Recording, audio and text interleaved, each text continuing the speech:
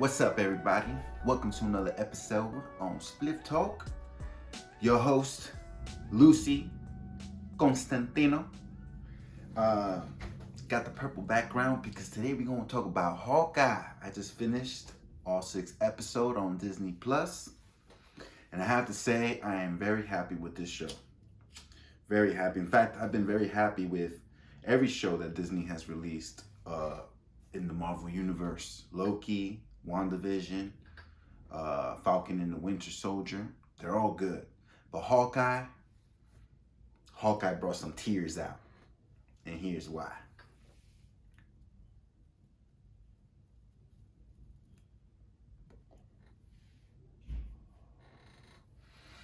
What I love about this show is that it is not only a story of Clint Barton's Jeremy Renner's character, and also Hawkeye.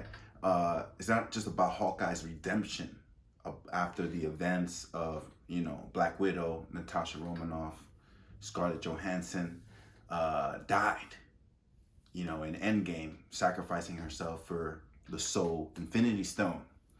And so this show not only shows like the struggle he's going through with her loss, but also the struggle he's had throughout his life of being there for his family and keeping his promises as a father, but also keeping his promises as a superhero, because he gets involved with Kate Bishop, who becomes kind of like his apprentice, one would say, even though she kind of comes to the table already with a lot of skills of her own, but he kind of takes her under her wing and shows her what it really takes to be a superhero in this show. I love all the twists and turns of the story. I definitely love that fact that we got the fight between Yelena, Natasha's sister, and Clint.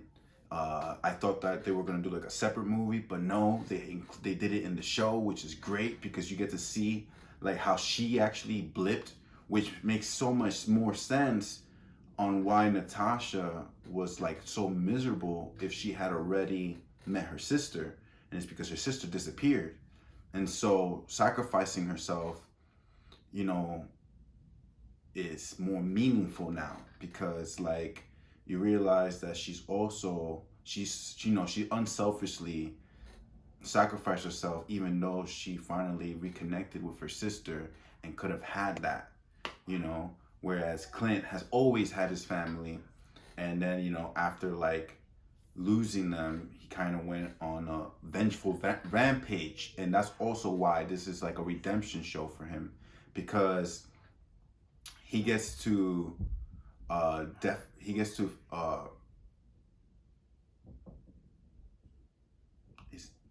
hold on a second.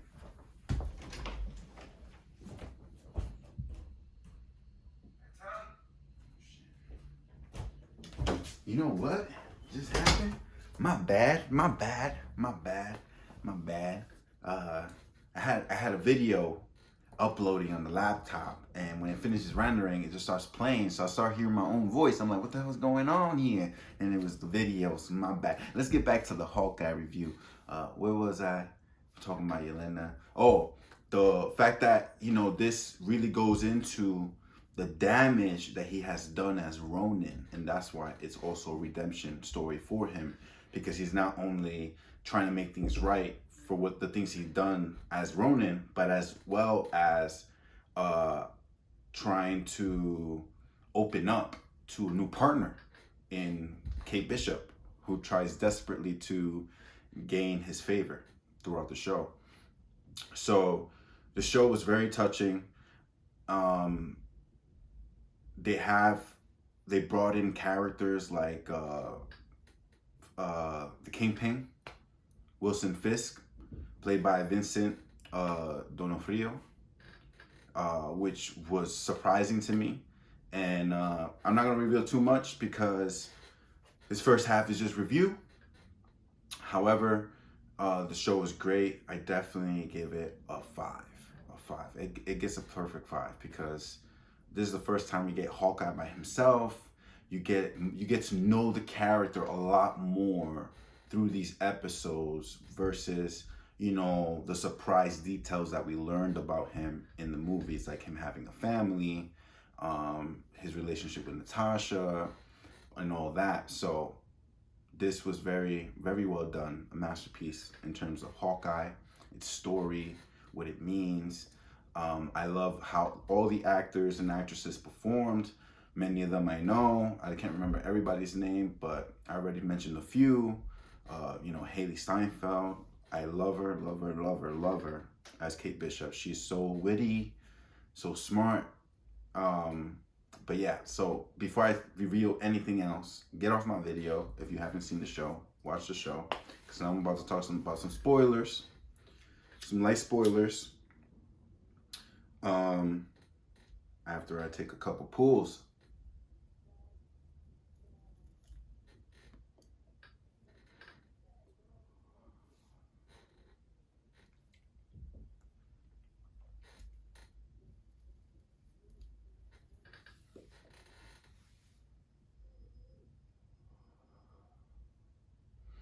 All right, so speaking about Haley Steinfeld and Kate Bishop, I cannot, it completely surprised me. Like she is an amazing, amazing character, because, and the way that Haley plays her is amazing as well, because like the way that she's so intuitive and like generous and loving, like it shows true honor, you know, virtue, because like finding out that her mom was behind it all, and the way that she handled it, and the fact that she went up against the kingpin.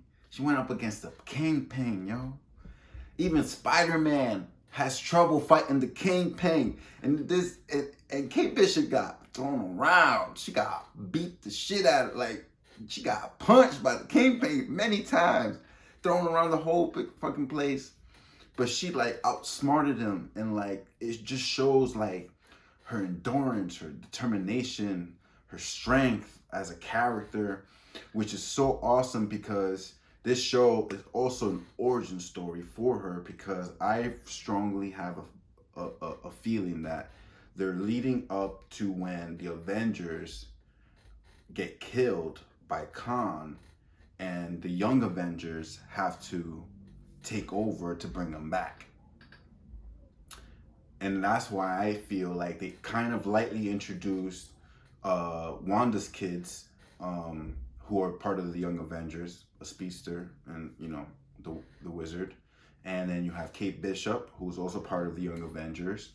And then, you know, there's talk about a female Iron Lady coming, and like then you have the Marvels, who are gonna talk about, you know, the little girl who was in Captain Marvel movie, who might get her powers and be part of the Young Avengers. Like I can definitely see that that's where Disney is heading, to the Young Avengers era, you know, which would be really, really cool to see on the big screen.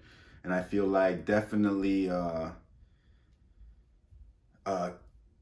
Haley Steinfeld and all the other actors and actresses that they're going to choose are going to do a phenomenal job playing these characters, and I'm very excited for it. I love how they integrated Wilson Fisk. I don't think he died though, even though Maya, you know, you may have heard the gunshot. They don't really show that he died, and you know, come on, Kingpin.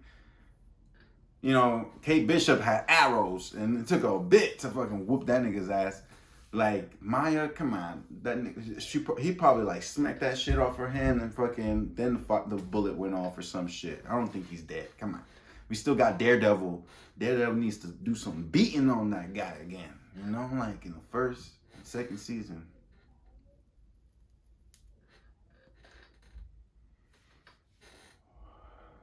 Daredevil's the only one who got dibs on the Kingpin's life. Anyway, I don't think he's dead. What else do I really want to spoil?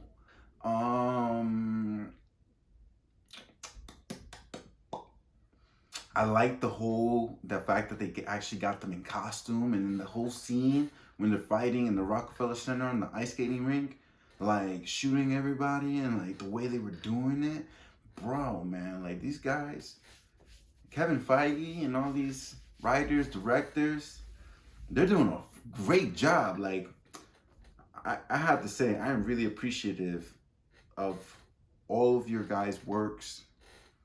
Um, I'm being I'm not being grammatically correct right now, but it's, I appreciate how so many people are invested in really bringing our characters and our superheroes to life on the big screen. Something that I've dreamed about since I was a child. I'm sure many other people obviously dreamed about it, because look how much money you guys are making. But it's just so awesome to see the storytelling and these touching moments that you put in these scenes. Maybe people just focus on the action, or they focus on just the story, or they focus on just the character. But I like the little details. I like the details, like, the relationship that built between Clint and Kate, and him opening up to her, and her like being weird but like honest and authentic, trying to have a bond with him, the relationship with Yelena, and how like her wittiness, like the way that she's played is done so great, because it makes these shows more meaningful when you're watching it, and even the actors themselves come up with these lines, or even the writers, or whoever it is, come up with these lines that are so touching and so memorable and philosophical. It makes you think that, we need to make our life more like this, where we understand each other better, when we could be there for each other. Like the way that, Clint has a wife who's so understanding of him throughout the whole show. The way that she tells him, go get him. Like, I understand more than anybody what you need to do. Like, it's crazy to me how we don't really see that too much in real relationships in our world, where you see a wife who believes that much in her husband, has that much faith in him, and you gotta take away the idea of like, oh, he's an Avenger, oh, he's a superhero. Who wouldn't? No, it's not that easy. It's not. The way that these actors and actresses play these emotions, you can see that in reality, if that was reality, that's the exact same feelings that people will feel. Your kids, if you were a superhero, your kids will miss you. Your kids will be scared that you may not come home, and you may get killed by an alien or a bad guy, and there goes your dad. Yeah, everybody's gonna think he's a superhero, but he was your dad. Now you're never gonna spend your future with him because he was killed saving the world for everybody else. Like, it's deeper than what you think. It's not just the fiction part of it that's awesome. It's the realism that's awesome, and I really love it. So that's all I have for you guys. Appreciate you watching. Peace out. See you on the next episode.